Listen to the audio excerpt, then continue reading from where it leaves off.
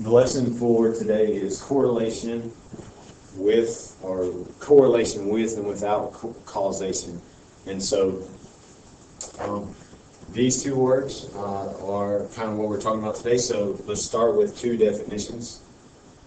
First, the definitions are right here, okay, and they're not, well, obviously you know the different definition of correlation. We've been talking about that in class. That's when two things have a trend or a tendency to a certain way, two different variables. And then causation, this obviously is clearly when one thing causes another, okay? So when we're talking about without causation and with causation, we're saying that there's a correlation with causation in one instance, and then in the other instance there's a correlation without causation.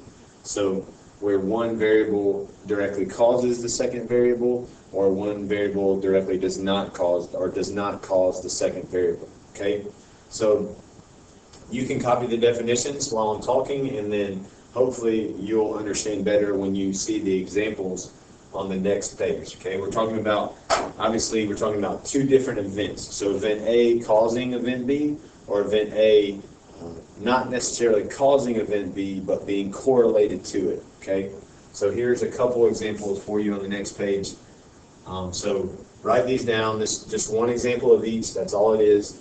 Write these down and we'll go over them in class tomorrow, okay? So first off, there's correlation with causation, and that is this example from the beginning. And that's, you can see it's in blue. It says a study shows that the more lawns you mow, the more money you will make. Okay, so this is correlation with causation. With causation, because the first event directly causes the second event, getting paid more. Mowing more lawns directly causes you to get paid more. Okay, so that is with causation. Now the second example here says correlation without causation. And that example is this: a study shows that persons who do not graduate high school are more likely to end up in jail. So there's two events there. There's graduating high school, and then there's ending up in jail.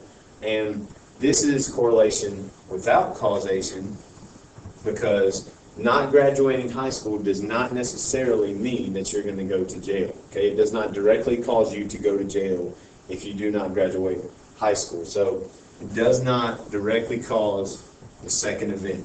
Okay, so those are two examples. Pretty easy concept to understand. It can get a little tricky when we talk about different examples. So the most important thing is to know if something directly causes the next thing, and that's what we'll talk about in class tomorrow.